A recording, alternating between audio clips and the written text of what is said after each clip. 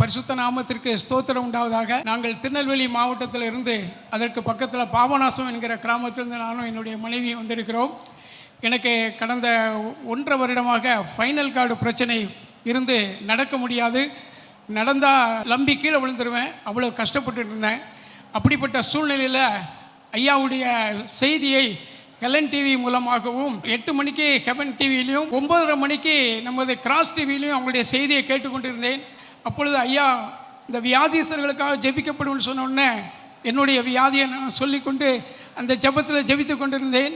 அப்பொழுது நீண்ட நாட்களாக இருந்த அந்த வியாதியை ஐயாவுடைய ஜெபத்தின் மூலமாக கர்த்தருடைய கிருபையினால் எனக்கு பெரிய சுகத்தை ஆண்டவர் கொடுத்தார். அது மாத்திரம் இல்லாமல் என்னுடைய மனைவிக்கு பயங்கரமான வயிற்று வலி இருந்தது. இங்கே உள்ள ப்ரேயர் ஹாலுக்கு நாங்கள் ஃபோன் செய்து ஜெபித்தோம். என்னுடைய மனைவியுடைய வயிற்று வலியும் ஆண்டவர் கிருபையினால் சுகத்தை கொடுத்தார். என்னுடைய 2வது பையனுக்கு கல்லெடுப்பு வியாதினால் பயங்கர அவதிப்பட்டது உண்டு. என்னுடைய பையனுக்காகவும் சொல்லி நாங்கள் ப்ரேயர் பண்ணினோம். அவர்கள் ஜெபித்தார்கள். அதுலேயும் என்னுடைய பையனுக்கு கல்லெடுப்பிலிருந்து ஆண்டவர் பெரிய சுகத்தை ஐயாவுடைய ஜெபத்தினாலையும் கிருபையினால் கொடுத்தார்.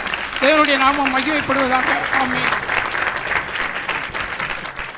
கர்த்தருடைய பரிசுத்த நாமத்துக்கு மகிமை உண்டாகட்டும். என் பேர் ரெஜினா, நான் கும்பகோணத்துலேருந்து வரேன்.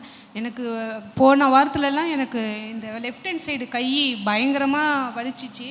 அதோட பின்னாடி பேக் சைடு இந்த சைடு ஃபுல்லாக முதுகு பக்கம் எல்லாம் வலி. நான் அதை அப்படியே அலட்சியமாகவே விட்டுட்டேன். நான் டாக்டர்கிட்ட போகலை.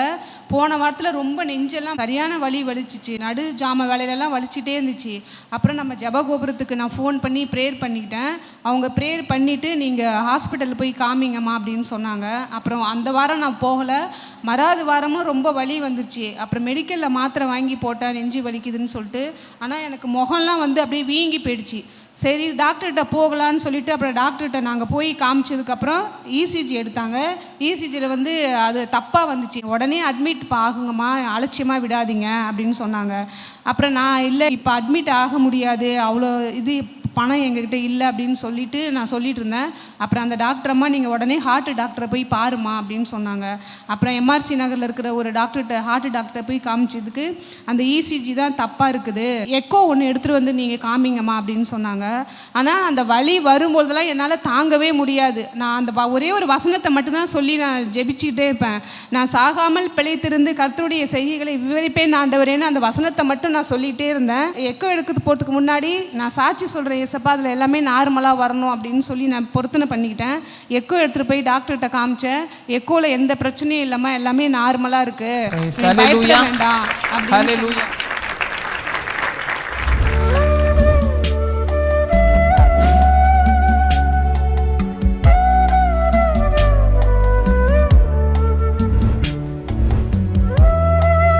கிறிஸ்துவுக்குள் மிகவும் பிரியமான எனதருமை சகோதர சகோதரிகளே, நம்மை சிருஷ்டித்தவரும் நம்மை உண்டாக்கினவரும் நம்மை ஒருபோதும் மறந்து போகாதவருமாகிய இயேசு கிறிஸ்து முனையற்ற நாமத்தினால உங்கள் எல்லாரையும் வாழ்த்தி ஆசீர்வதிக்கிறேன். அல்லேலூயா. எல்லாரும் சந்தோஷமா இருக்கீங்களா? கர்த்தர் நம் எல்லாருக்காகவும் கொடுத்த மங்கள வார்த்தை சங்கீதங்களின் புஸ்தகம் 48ஆம் சங்கீதம் 14வது வசனம் இப்படியாய் சொல்லுகிறது, இந்த தேவன் என்றென்றைக்கும் உள்ள சதா காலங்களிலும் நம்முடைய தேவன் மரண பரியந்தம் நம்மை நடத்துவார். நான் சாகிறது வரைக்கும் நம்மை ஆச்சரியமாய் அற்புதமாய் அதிசயமாய் நடத்துவார். நாம் மரித்ததற்கு பிறகும் நாம் ஒவ்வொருடைய வாழ்க்கையை பொறுத்து கர்த்தர் நமக்கு பரலோகத்தில் ஒரு அழகான சிங்கார மாளிகை வச்சிருக்கிறாரு. அவர் நமக்கு தருவார். அவர் நேற்றும் இன்றும் என்றும் மாறாதவர். உங்கள் எல்லாருக்கும் தெரிந்திருக்கிறபடி கவிஞர் கண்ணதாசன் அவர்கள் சினிமாவில் நிறைய பாடல்களை எழுதி பெயர் பெற்ற ஒரு சகோதரர். அவர் தன்னுடைய கடைசி காலங்கள் வரும் பொழுது இயேசு காவியம் என்கிற வேத புஸ்தகத்தை கவிதை வடிவில் எழுதினார். அதுக்கு தலைப்பு இயேசு காவியம். அந்த இயேசு காவியம் என்கிற அந்த புக்கை அந்த கவிதை நடையில் எழுதும் பொழுது கத்தோலிக்க திருச்சபையில் உள்ள பிஷப்மார்கள் நிறைய ஃபாதர்ஸ் எல்லாம் சேர்ந்து அவர்கள் ஊட்டி மற்றும் கொடைக்கானல் அது மாதிரி பகுதிகளில் கொண்டு போய் எப்படி பத்மு தீவில் கொண்டு போய் யோவானுக்கு வெளிப்படுத்தின விசேஷத்தை ஆண்டவர் சொன்னாரோ அதே போல் கவிஞர் கண்ணதாசன் அவர்களை அந்த மலை பகுதிக்கு அழைத்து கொண்டு போய் அந்த பைபிளில் உள்ள சம்பவங்களை சொல்ல சொல்ல அப்படியே அவர் அந்த இயேசுனுடைய சரிதையை, அந்த சுவிசேஷ பகுதி எல்லாவற்றையும் அவர் கவிதை வடிவிலே எழுதி அதற்கு இயேசு காவியம் என்று பெயரிட்டார். இந்த புஸ்தகத்தை எழுதி முடித்ததற்கு பிறகு அவர் வெளி தேசத்துக்கு போயிட்டு வரும்பொழுது அவர் மரித்து போய் அவருடைய சரீரம் இங்கே வந்தது. ஆனால் அவர் சொல்லிட்டு போனது என்னென்னா, நான் இங்கே வந்ததுக்கு பிறகு இந்த புஸ்தகத்தை நீங்கள் வெளியிடணும் அப்படின்னு சொல்லிட்டு போனார். ஆனால் தேவனுடைய திட்டம், அவர் வரும்பொழுது அங்கிருந்து மரித்து வந்தார். ஆனால் அவர் போவதற்கு முன்பாகவே இந்த இயேசு காவியத்திற்கு ஒரு முகவரியை எழுதியிருந்தார். எழுதுகிற கவிஞர் அதற்கு ஒரு முகவரி எழுதுவாங்க, முகவுரை அப்படின்னு சொல்லுவாங்க. அந்த முகவுரையில் அவர் எழுதியிருந்தார், நான் மட்டும் முதல்ல இயேசுநாதரை பற்றி தெரிஞ்சிருந்தா 2 பாட்டை எழுதியிருக்க மாட்டேன், இல்லைன்னா மாற்றி எழுதியிருப்பேன். ஒரு பாடல் என்னன்னு அவர் எழுதியிருக்காது, வீடு வரை உறவு, வீதி வரை மனைவி, காடு வரை பிள்ளை, கடைசி வரை யாரோன்னு சொல்லி நான் அதை முடிச்சிருக்கேன். ஆனால் ஒரு முன்னால் இந்த பாட்டை நான் எழுதுக்கு முன்னால் இயேசு கிறிஸ்துவை பற்றி மட்டும் எனக்கு தெரிஞ்சிருந்தா கடைசி வரைக்கும் இயேசு என்று நான் முடித்திருப்பேன் என்று அதில் எழுதியிருக்கிறார். என் அன்பு தேவனுடைய பிள்ளைகளே, இந்த இடத்துல ஒரு காரியத்தை நீங்கள் தெரிந்து கொள்ளணும். கடைசி வரைக்கும் நமக்கு இயேசு. இந்த உலகத்தில் மரித்த உடனே நம்முடைய அத்தியாயம் முடிஞ்சு போயிட்டுன்னு மட்டும் நீங்கள் நினைக்காதீங்க. நீங்கள் மரிக்கும் பொழுது நமக்குள் இருக்கிற அந்த ஆத்துமா அதை தந்த தேவனிடத்தில் கடந்து செல்லும்.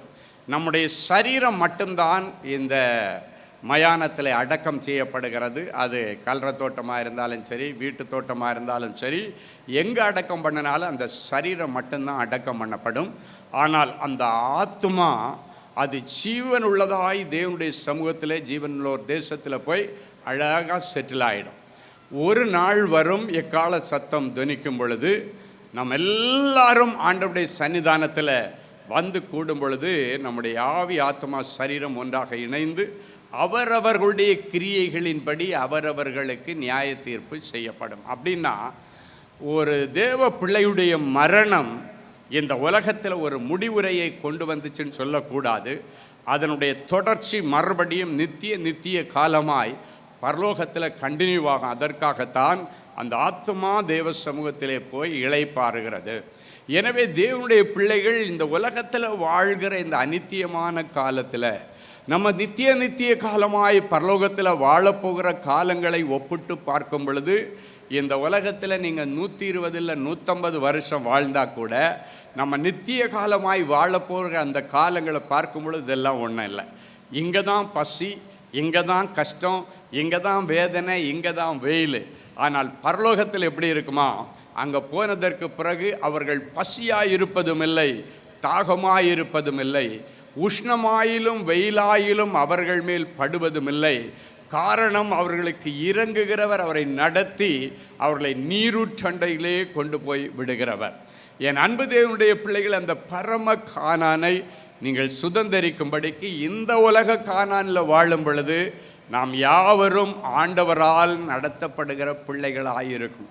இன்னைக்கு வரைக்கும் உங்களுடைய சுயம் உங்களை நடத்தி இருக்கலாம், இல்லைன்னா உங்களுடைய நண்பர்கள் அவர்களுடைய ஆலோசனையின்படி உங்களை நடத்தி இருக்கலாம். ஆனால் இன்னைக்கு பிறகு நம்ம ஆண்டவரையும் நம்மையும் எந்த தீய சக்தியும் பிரிக்காதபடி, அது மனுஷ சக்தியும் பிரிக்கக்கூடாது, பிசாசின் சக்திகளும் பிரிக்கக்கூடாதபடிக்கு உங்களையும் ஆண்டவரையும் ஒன்றா இணைத்து நீங்கள் வாழும்படி ஒரு தீர்மானத்தை எடுத்தீங்கன்னா ஆண்டவர் உங்கள் கூட இணைஞ்ச உடனே தரித்திரம் உங்களை விட்டு ஓடும், வியாதி உங்களை விட்டு ஓடும், பசி உங்களை விட்டு ஓடும், அவமானம் உங்களை விட்டு ஓடும். எனவே தான் இந்த வசனம் சொல்லுகிறது, இந்த தேவன் என்றென்றைக்கும் உள்ள சதா காலங்களிலும் நம்முடைய தேவன். அப்படின்னா இந்த உலகத்தில் இருக்கிற காலங்கள் மட்டுமல்ல, சதா காலங்கள், நம்ம பரலோகத்தில் இருக்கிற காலங்களிலும் நம்முடைய மரணத்திற்கு பிறகும் அவர் நம்முடைய தேவன். மரண பரியந்தமும் நம்மை நடத்துவார். இன்னைக்கு பிறகு ஆண்டவருடைய நடத்துதல் ரொம்ப வித்தியாசமாக இருக்கிறத பார்ப்பீங்க, ஆச்சரியமாக இருக்கிறத பார்ப்பீங்க. நீங்கள் செய்ய வேண்டியது ஒன்றே ஒன்று, ஆண்டவரே என்னுடைய சுயம் இன்னைக்கு சாகடிக்கப்பட்டு நீங்கள் எனக்குள்ள வந்து என்ன நடத்துங்கப்பா. நீங்கள் இல்லாத ஒரு நிமிஷம் என் வாழ்க்கையில் இனி இருக்கவே கூடாது ஆண்டவர். உங்களோட நான் நடந்து, உங்களோட நான் கைப்பிடிச்சு, உங்களுக்கு பிரியமானதை செய்து இந்த உலகத்தில் நான் வாழ விரும்புகிற ஆண்டவரேன்னு நீங்கள் சொன்னீங்கன்னா அவர் நடத்துகிற விதம் வித்தியாசமாக இருக்கும். அவர் நேற்றும் இன்றும் என்றும் மாறாத தெய்வம். இன்னைக்கு உங்களை பார்த்து சொல்கிறாரு, அவர் உங்களை அதிசயமாக நடத்துவாராம். நம்முடைய தேவன் எப்படி நடத்துவார்? நம்மை அதிசயமாய் நடத்துவார். நம்முடைய தேவன் என்னுடைய தேவன் என்று நீங்கள் உரிமை பாராட்ட வேண்டும். ஒரு காலத்திலே அவர் ஆபிரகாமின் தேவனாய் இருந்தார், உண்மைதான். ஈசாக்கின் தேவனாய் இருந்தார், உண்மைதான். யாக்கோபின் தேவனாய் இருந்தார், உண்மைதான். ஆனால் தாவீதின் காலங்கள் வரும் பொழுது தாவீது ஆண்டவரை தன்னுடைய தேவனாய் எடுத்துக்கொண்டார். என்னுடைய தேவனே என்று கூப்பிடுகிறான். தேவனே, நீர் என்னுடைய தேவன், உரிமை பாராட்டுகிறான்.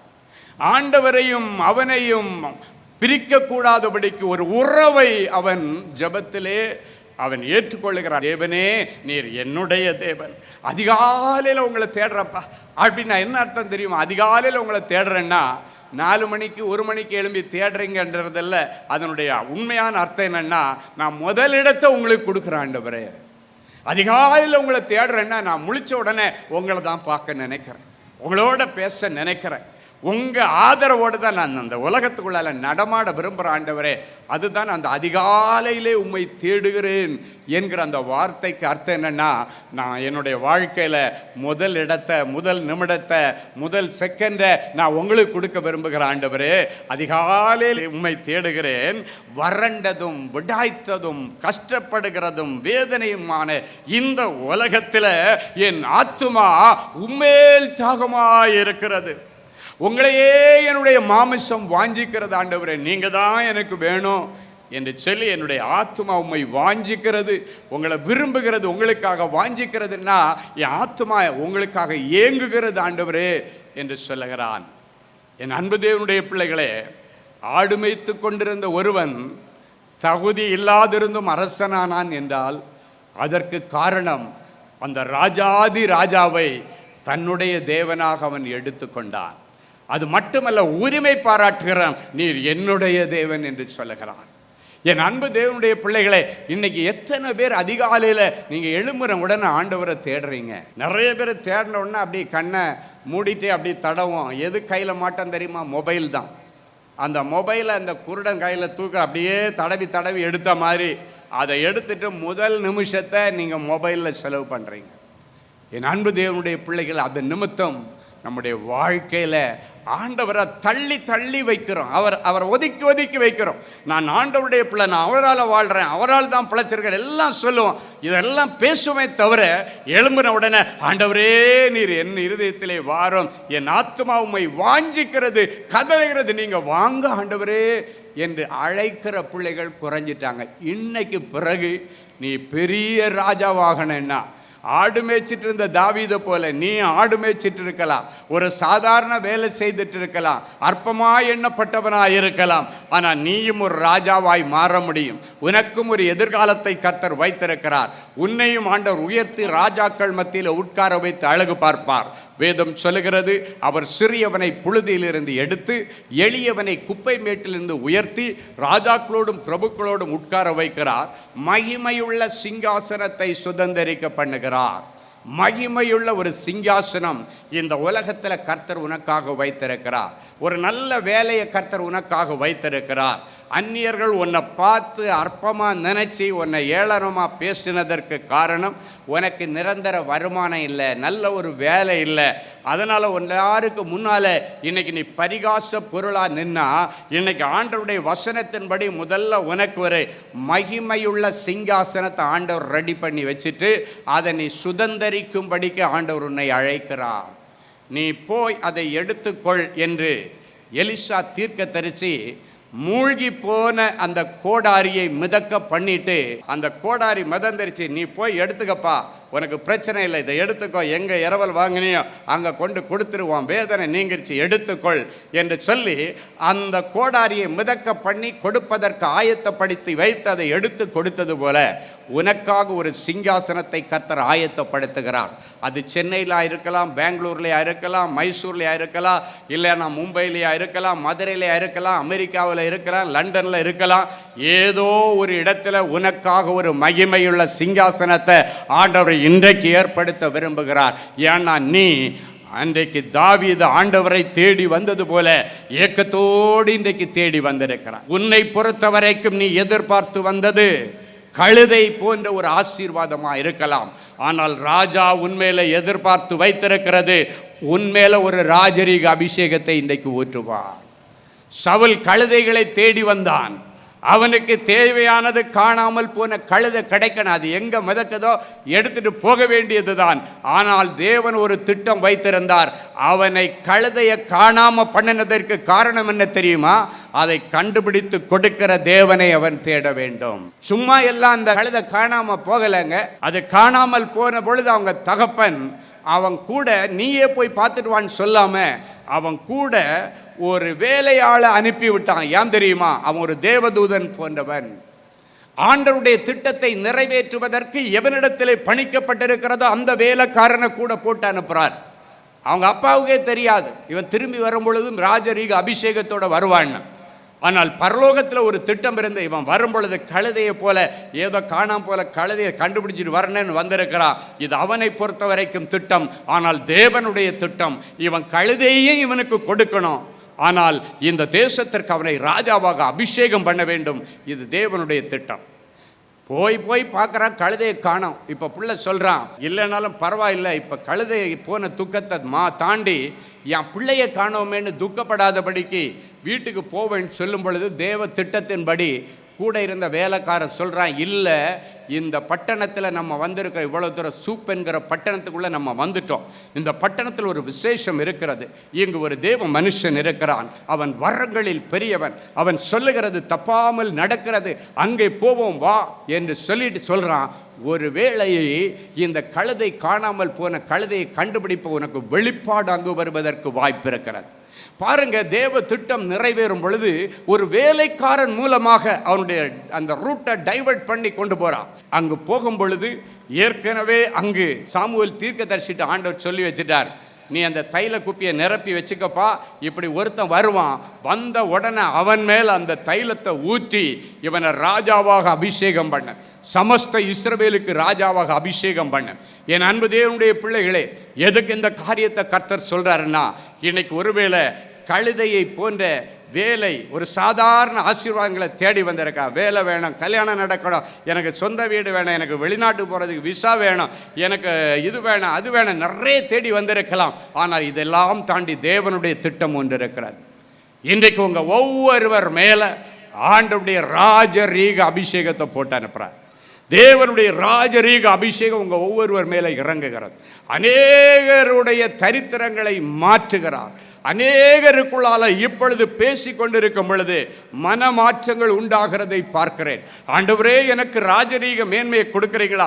எனக்கு அதுக்கு தகுதி இல்லை. முதல் அந்த ராஜரீக அபிஷேகத்தை நான் பெற்றுக்கொள்ள என்ன நீங்கள் தகுதிப்படுத்துங்கன்னு அநேகருடைய இருதயம் இப்பொழுதே கர்த்தருக்குள்ளே கதறுகிறதை பார்க்கிறேன். ஆண்டவரே, நான் அவ்வளவு பெரிய ஆளாகிறதுக்கு எனக்கு எந்த மேன்மை இல்லை, எனக்கு தகுதி இல்லை. ஆண்டவரே, என்னை தகுதிப்படுத்தினா முதல்ல என்ன உம்முடைய ரட்சிப்பின் ஊற்றினால அபிஷேகம் பண்ணி என்னை முதல்ல ரட்சியும். ஆண்டவரே, என்னை முதல்ல நீங்க மனமாற்றத்தை தாங்க, என்னுடைய பழைய பாவ அழுக்கு எல்லாம் மாறன ஆண்டவரே என்று அநேகர் ஏங்குகிறதை ஆவியிலே நான் பார்க்கிறேன்.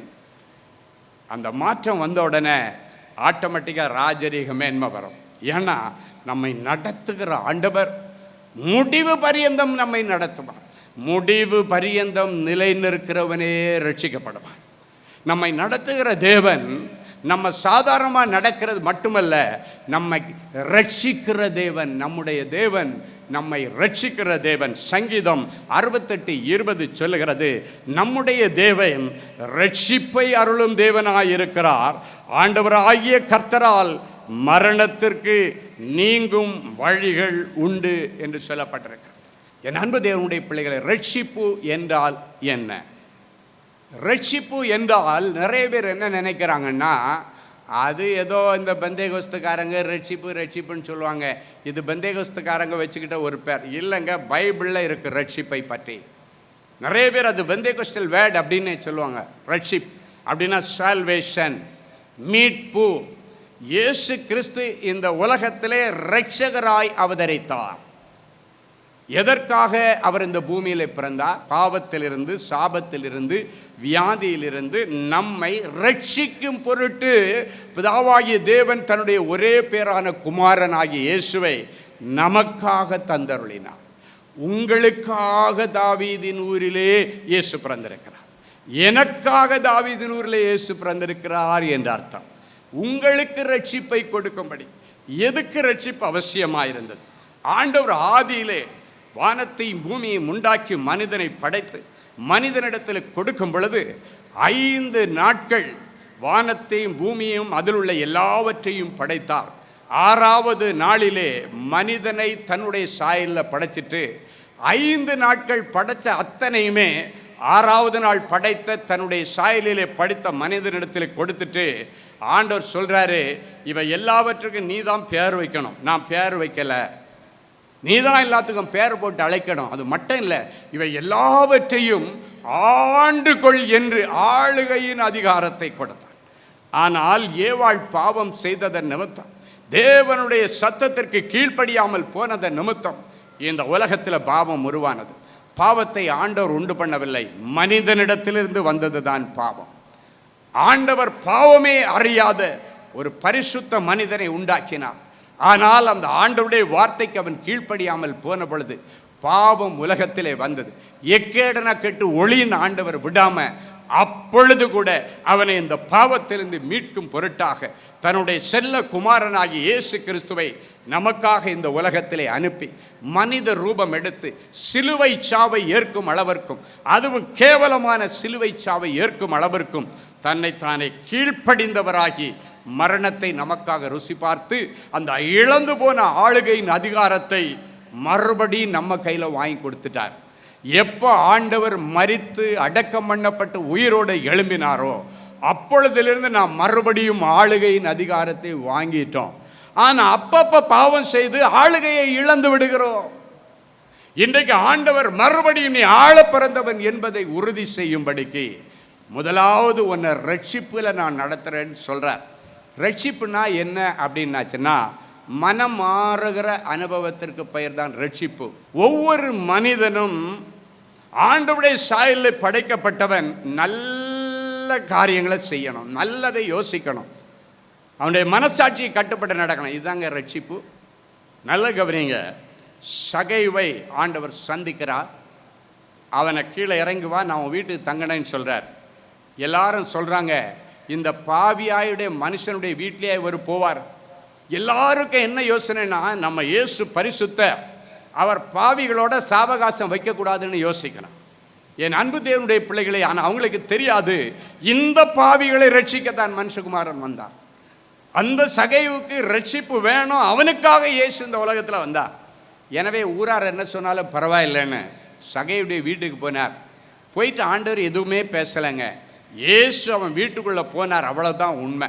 ஆனால் போன உடனே அவனுடைய செத்துப்போன மனசாட்சி உயிர்ப்பிக்கப்பட்டது. அதுதான் ரட்சிப்பு. போன உடனே ஆண்டவரிடத்தில் அவனாக பேசுகிறான், ஆண்டவரே நான் நிறைய பேரை ஏமாற்றி இருக்கிறேன், நிறைய பேரை ஏமாற்றி நிறைய செல்வங்களை சம்பாதிச்சிருக்கிறேன், ஆனால் இப்போ நான் ஒரு தீர்மானம் எடுத்துட்டேன். பாருங்கங்க, இயேசு நீ ஏன்பா இப்படியெல்லாம் பண்ணினேன், நீ இப்படியெல்லாம் மோசமானவன்னு சொல்லவே இல்லைங்க. இயேசு அவன் வீட்டுக்கு போனார், அவ்வளோதான். உடனடியாக அவனுடைய இருதயம் அவனோடு கூட பேசுகிறது, அவனுடைய மனசாட்சி அவனோடு பேசுகிறது. ஏய் சகையோ, இயேசுநாதர் பரிசுத்தர் அவன் வீட்டுக்கு வந்திருக்கார், இதுக்கு மேலே பழைய லைஃப் வச்சுக்காத. அவன் மனசாட்சி பேசணுன்னு சொல்லுகிறான், நிறைய பேரை ஏமாற்றிருக்கிறான் ஆண்டவரே, அதனால் யாரை எவ்வளவு ஏமாத்தினானோ லிஸ்ட்டு என்கிட்ட இருக்குது, 1க்கு 4 மடங்காக திருப்பி கொடுக்குறேன்னு சொன்னான். ரெண்டாவது சொல்கிறான், அவன்கிட்ட 2 வீக்னஸ் இருந்திருக்கு. ரெண்டாவது ஒரு வீக்னஸ் என்னென்னா, எந்த ஏழைகளுக்கும் அவன் லைஃப்பில் 10 பைசா பிரயோஜனமாக இருந்ததில்லை, ஒரு உதவியும் செய்ததில்லை. அடுத்த ஆண்டவரிடத்தில் சொல்லுகிறான், ஆண்டவரே நான் இதுவரைக்கும் எந்த ஏழைகளுக்கும் கொடுத்ததில்லை, ஏழைகளை நான் அற்பமாக பார்க்குறவன், நான் பெரிய பணக்காரன், நான் ஒரு பெரிய வரி வசூலிக்கிற அதிகாரி, எல்லாரையும் அற்பமாக நினைப்பேன். எந்த ஏழைகளுக்கு உதவி செய்து கிடையாது. ஆனால் இன்னைக்கு நீங்கள் எங்கள் வீட்டுக்கு வந்திருக்கிறீங்க. தயாள பிரபு எங்களுக்காக பரலோக மேன்மையை விட்டு இந்த பூமியிலே வந்த இயேசு வந்திருக்கிறீங்க. அதனால் நான் ஒரு டிசைட் பண்ணிட்டேன், ஆண்டவரே என் சொத்தில் பாதியை விற்று ஏழைகளுக்கு கொடுக்குறேன். சாதாரண மனுஷன் சொல்லலைங்க, பெரிய பணக்காரர் சொல்கிறேன். என் சொத்தில் பாதியை விற்று ஏழைகளுக்கு கொடுக்குறேன். அப்போ தான் இயேசு சொல்லுகிறார், இன்றைக்கு இந்த வீட்டிற்கு ரட்சிப்பு வந்தது. அப்போ ரட்சிப்புனா என்னங்க? மனம் மாறுகிற அனுபவத்திற்கு பெயர் ரட்சிப்பு. என் அன்பு தேவனுடைய பிள்ளைகளே, நல்ல தேவ செய்தியை கேட்டீர்கள், நல்ல சாட்சிகளையும் பார்த்தீர்கள். ஆண்டவரே, நானும் இப்படிப்பட்ட ஒரு அற்புதத்துக்கு தானே காத்துட்ருக்கிறேன் அப்படின்னு ஏங்கிட்டு இருக்கிறீங்களா? உங்கள் அற்புதத்துக்காக அப்படியே நீங்கள் முழங்கால்களை தாழ்த்துங்க. இது உங்கள் அற்புதத்தின் நேரம். ஜெபிக்கலாமா? அன்பான ஆண்டவரே, உமக்கு நன்றி. நிறைஞ்ச மனசில் என் பிள்ளைகளை ஆசீர்வதிக்கிறேன். உம்முடைய மங்களகரமான வார்த்தைகளை கேட்டுக்கொண்டு டிவி பெட்டிக்கு முன்னால் முழந்தாள் படியிட்டு, ஆண்டவரே எனக்கு இறங்கும், ஆண்டவரே எனக்கு உதவி செய்யும் என்று கேட்கிற என் பிள்ளைகளுக்கு உடைய உதவிக்கரம் நீட்டப்படட்டும். இன்றைக்கு என் பிள்ளைகள் இந்த செய்தியில் என்னென்ன வார்த்தைகள் எல்லாம் கேட்டாங்களோ அந்த வார்த்தைகள் எல்லாம் இவர்கள் வாழ்க்கையிலே ஆம் என்றும் ஆமேன் என்றும் நிறைவேறட்டும். எல்லா தடைகளை உடைச்சி போடுங்க ஆண்டவரே. தடைகளை உடைக்கிற ஆண்டவரே, என் பிள்ளைகளுக்கு முன்னே செல்லுவீராக. உடைய வியாபாரத்தில் காணப்படுகிற தடைகள், வேலை ஸ்தலத்தில் காணப்படுகிற தடைகள், படிப்பில் காணப்படுகிற தடைகள், ஊழியத்தில் காணப்படுகிற தடைகள், அத்தனை தடைகளையும் உடைச்சி ஆண்டவர் அற்புதம் செய்யும். இவ்வளவு நேரமும் உம்முடைய வாயினாலே நீர் சொன்னீர். இந்த நிமிஷம் அதை கரத்தினாலே என் பிள்ளைகளுக்கு நிறைவேற்றுவீராக. இவர்கள் கேட்ட அத்தனை மங்கள வார்த்தைகளின்படியே என் பிள்ளைகளுக்கு ஆக கடவது நிறைவேறுவதாக நாங்கள் வாழ்த்தி மனதார நாங்கள் ஆசீர்வதிக்கிறோம். எனக்கு இறங்கும் தேவனேன்னு கதறுகிற பிள்ளைகளுக்கு நீர் இரக்கத்தில் ஐஸ்வர்யமுள்ள தேவன் அல்லவா? என் ஒரேளை என் பிள்ளைகளுடைய செய்கைகள் உம்முடைய சமூகத்திலிருந்து என் பிள்ளைகளுக்கு கோபாக்கிறேன் வியாதிகளை கொண்டு வந்திருந்தாலும், கோபாக்கிறேன் இழப்புகளை கொண்டு வந்திருந்தாலும், பிள்ளைகளை கிருபையாய் மன்னித்து என் பிள்ளைகளுக்கு மறுபடியும் வாழ்வதற்கு ஒரு வழியை தாரும். மறுபடியும் என் பிள்ளைகளை இழந்து போனவற்றை பெற்றுக்கொள்ளட்டும். ஆண்டவருடைய சரீரத்தில் இருக்கிற கொள்ளை நோய் இயேசுவின் நாமத்தினாலே மறைந்து போகட்டும். தெய்வீக தொடுதலை தாரும். டிவி பெட்டிக்கு முன்னால் முழந்தாள் படியிட்டு கிடக்கிற என் பிள்ளைகள் உடைய இருதயத்தின் அங்கலாய்ப்புகள் உமக்கு தெரியும் ஆண்டவர். சில காரியங்களை யாரிடத்தில் சொல்லி அழ முடியாமல் என் பிள்ளைங்க கதறிட்டு இருக்கிறாங்க. அவற்றை உங்கள் பாதத்தில் வைத்து நாங்கள் ஜெபிக்கிறோம். இரக்கத்தில் ஐஸ்வர்யமுள்ள தேவனே, என் பிள்ளைகளுக்கு இறங்கி அற்புதங்களை செய்யும். ஒவ்வொருவரையும் தொட்டு குணமாக்கும். கற்பத்தின் வியாதிகள் மாறட்டும் சுவாமி. கற்பத்தில் இருக்கிற கட்டுகளும் கட்டிகளும் மறைந்து போகட்டும். ஒரு சந்ததிக்காய் ஏங்கிக் கொண்டிருக்கிற என் பிள்ளைகளுக்கு இன்றைக்கே ஒரு அற்புதம் நடக்கட்டும். இன்றைக்கே பரலோகத்தின் திரவியம் அவருடைய கற்பத்தை நிரப்பட்ட சுவாமி. யாராவது என்னை கை தூக்கி விடமாட்டாங்களான்னு கதறிக்கொண்டிருக்கிற பிள்ளைகளுக்கு ஆண்டவரே இறங்கி நின்று என் பிள்ளைகளை கை தூக்கி அவர்களை ராஜாக்களோடும் பிரபுக்களோடும் உட்கார வைத்து அழக பார்ப்பீராக. நியாயமான விருப்பங்கள் வாஞ்சிகள் எல்லாம் நிறைவேறட்டும். நிறைஞ்ச மனசில் பிள்ளைகளை ஆசீர்வதிக்கிறேன் இயேசுவின் மூலம் பிதாவே. ஆமேன், ஆமேன். Genesis Creations Media Academy-யில் 3 மாதங்களில் தொழிற்கல்வி சான்றிதழோடு video editing, videography, photography, drone piloting, studio recording, Photoshop, live streaming, live video mixing and live sound mixing ஆகிய தொழிற்கல்விகள் பயிற்றுவிக்கப்படுகிறது. புது தொழில் நுணுக்கங்களுடன் குறைவான கட்டணத்தில் நிறைவான தொழிற்கல்வி பெற்றுக்கொள்ள உங்கள் எதிர்கால கனவை நினைவாக்க எங்களது ஜெனசிஸ் கிரியேஷன்ஸை இன்றே தொடர்பு கொள்ளுங்கள். மேலும் விவரங்களுக்கு 7824850999 என்ற எண்ணை தொடர்பு கொள்ளுங்கள். அன்பு தேவனுடைய பிள்ளைகளே, இந்நிகழ்ச்சியின் மூலம் நீங்கள் பெற்றுக்கொண்ட ஆசீர்வாதங்களையும் உங்கள் ஜெப விண்ணப்பங்களையும் அனுப்ப வேண்டிய முகவரி தேவனின் அன்பு ஊழியங்கள், எண் 340B பார் 1A 3B1 Vinayak avenue, OMR road, Okkiyam, Thoraipakkam, Chennai 600097. இது இந்தியன் ஆயில் பெட்ரோல் பங்க் எதிரில் அமைந்துள்ளது மற்றும் காக்னிசன்ட் டெக்னாலஜி சொல்யூஷன்ஸ் அருகிலும் அமைந்துள்ளது. மின்னஞ்சல் prayer@godsloveministries.co.in. எங்களது இணையதளம் www.godsloveministries.co.in. மேலும் 24 மணி நேர ஜெப உதவிக்கு 04454547999 மற்றும் 9941150999 என்ற எண்களுக்கு தொடர்பு கொள்ளுங்கள். கர்த்தர் தாமே உங்களை ஆசீர்வதிப்பாராக.